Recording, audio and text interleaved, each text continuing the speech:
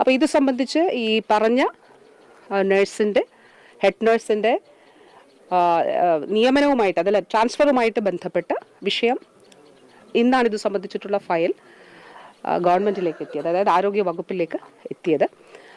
അപ്പോൾ ആ ഫയലിന്മേലുള്ള തീരുമാനം എടുത്ത് അത് സംബന്ധിച്ചിട്ടുള്ള നടപടികൾ സ്വീകരിക്കുന്നതിന് വേണ്ടിയിട്ടുള്ള നിർദ്ദേശം നൽകിയിട്ടുണ്ട്. ഇത് സംബന്ധിച്ച് നിങ്ങൾക്ക് ആർക്ക് വേണമെങ്കിലും വിവരാവകാശ നിയമപ്രകാരം നിങ്ങൾക്ക് ആ നിയമം ഉപയോഗിച്ചുകൊണ്ട് ആ ഫയൽ എടുത്ത് പരിശോധിക്കാവുന്നതാണ്. എന്നാണ് ആ ഫയൽ വന്നത്, ഏത് സമയത്താണ്, അതോടൊപ്പം തന്നെ എന്തൊക്കെ കാര്യങ്ങളാണ് അതിലുള്ളത് എന്നുള്ളത് നിങ്ങൾക്ക് പരിശോധിക്കാവുന്നതാണല്ലോ. അതിനുള്ള നിയമം ഇപ്പോൾ നിലവിൽ നമുക്കുണ്ടല്ലോ. അപ്പോൾ അത് പരിശോധിക്കാവുന്നതാണ്. അതനുസരിച്ച് ഈ പറഞ്ഞ, അതായത് കോടതിയുടെ അന്തിമ വിധിക്ക് വിധേയമായി ഈ ഹെഡ് നഴ്സിന് അവിടെ നിയമിക്കുന്നതിന് വേണ്ടിയിട്ടുള്ള നടപടികൾ സ്വീകരിക്കണം എന്നുള്ളതാണ് തീരുമാനമായിട്ടുള്ളത്. അതായത് നിയമന ഉത്തരവ് ഒപ്പുവെച്ചു. നിയമന ഉത്തരവ് മിനിസ്റ്റർ അല്ല ഒപ്പുവെക്കുക. അതായത് എനിക്ക് വന്ന ഫയൽ ഇതുമായി ബന്ധപ്പെട്ടിട്ടുള്ളതായിരുന്നു. രണ്ട് കാര്യങ്ങളാണ്. അപ്പം ഇന്നലെ ഞാൻ പറഞ്ഞ കാര്യങ്ങൾ വളരെ വ്യക്തമാണ്.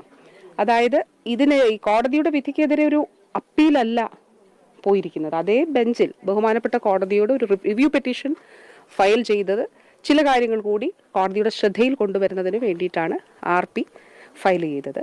കോടതിയുടെ അന്തിമ വിധിക്ക് വിധേയമായിട്ട് നടപടികൾ സ്വീകരിക്കും എന്നുള്ളത് വളരെ ക്ലിയറായി ഞാൻ പറഞ്ഞിരുന്നു.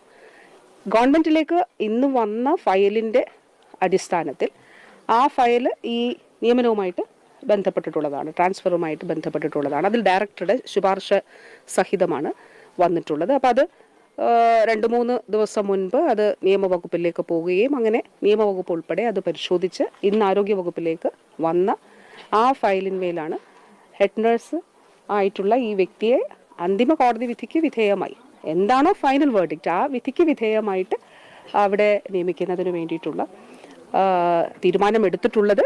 ഇതിൽ വളരെ പ്രധാനപ്പെട്ട കാര്യം, ഇന്നലെ ഞാൻ നിങ്ങൾ തന്നെ ആയിരുന്നത് കൊണ്ടാണ് എനിക്ക് പറയാൻ കുറച്ചുകൂടി എളുപ്പം. നിങ്ങളോട് സംസാരിക്കുമ്പോൾ വളരെ കൃത്യമായി ഞാൻ പറഞ്ഞിരുന്നു, നിയമനം നൽകില്ല എന്ന് പറഞ്ഞില്ല.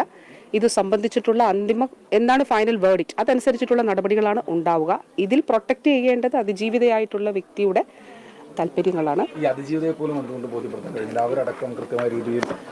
അല്ല, ഇതിൽ നമ്മൾ സർക്കാരിന്റെ ഒഫീഷ്യൽ പ്രൊസീജിയേഴ്സ് അല്ലേ, ഇതൊക്കെ മാധ്യമങ്ങളും ചിലരും ആ രീതിയിൽ വ്യാഖ്യാനിക്കും. എല്ലാ മാധ്യമങ്ങളും എന്ന് ഞാൻ പറയുന്നില്ല, 1-2 മാധ്യമങ്ങളും പിന്നെ ചില ഈ ഒരു സമയത്ത് ചിലരും ഇതിന് വേണ്ടിയിട്ട് ആ രീതിയിലുള്ള വ്യാഖ്യാനങ്ങൾ നടത്തുകയാണല്ലോ. ഇത് നമ്മൾ ഒഫീഷ്യൽ പ്രൊസീജിയേഴ്സ് ആണ്. നിങ്ങൾ ദയവായി ഈ കോടതിയുടെ ഉത്തരവ്, നേരത്തെയുള്ള ഉത്തരവ് എന്താണ് എന്നുള്ളതും അതോടൊപ്പം തന്നെ അതിനുശേഷം ഈ ഒഫീഷ്യൽ പ്രൊസീജിയർ എന്താണെന്നുള്ളതൊന്നും മനസ്സിലാക്കിയിട്ട് അതാണ് ഞാൻ പറഞ്ഞത്, ഒരു വിവരാവകാശ നിയമപ്രകാരം കൊടുത്താൽ ഈ കാര്യങ്ങളൊക്കെ തന്നെ നിങ്ങൾക്ക് മനസ്സിലാകും എന്നുള്ളത്. അപ്പോൾ അതനുസരിച്ച് വളരെ കൃത്യമായിട്ടുള്ള ഔദ്യോഗിക നടപടികളുടെ അടിസ്ഥാനത്തിലാണ് കാര്യങ്ങൾ സ്വീകരിച്ചിട്ടുള്ളത്. റിവ്യൂ പെറ്റീഷൻ ഫയൽ ചെയ്തത് ഡയറക്ടർ മെഡിക്കൽ എഡ്യൂക്കേഷനാണ്. അന്തിമ വിധിക്ക് വിധേയമായി ഈ ഇവിടേക്ക് നിയമനം നൽകുന്നതിന് വേണ്ടി തീരുമാനിച്ചിട്ടുള്ളത്. അത് സംബന്ധിച്ചിട്ടുള്ള ഔദ്യോഗിക നടപടികൾ അതിന് നിർദ്ദേശം നൽകിയിട്ടുണ്ട്. റിവ്യൂ പെറ്റീഷൻ കോടതി പരിഗണിച്ച് അതിന്റെ ഫൈനൽ വിധി വന്നതിന് ശേഷം മാത്രമേ ഇവർക്ക് ജോലിയിൽ പ്രവേശിക്കാം? അല്ലാതെ അതായത് നിയമനം നടത്താം. അത് ഫൈനൽ വേർഡിക്റ്റിന് വിധേയമായിരിക്കും എന്നുള്ളതേ ഉള്ളൂ. നിയമനം നടത്താം.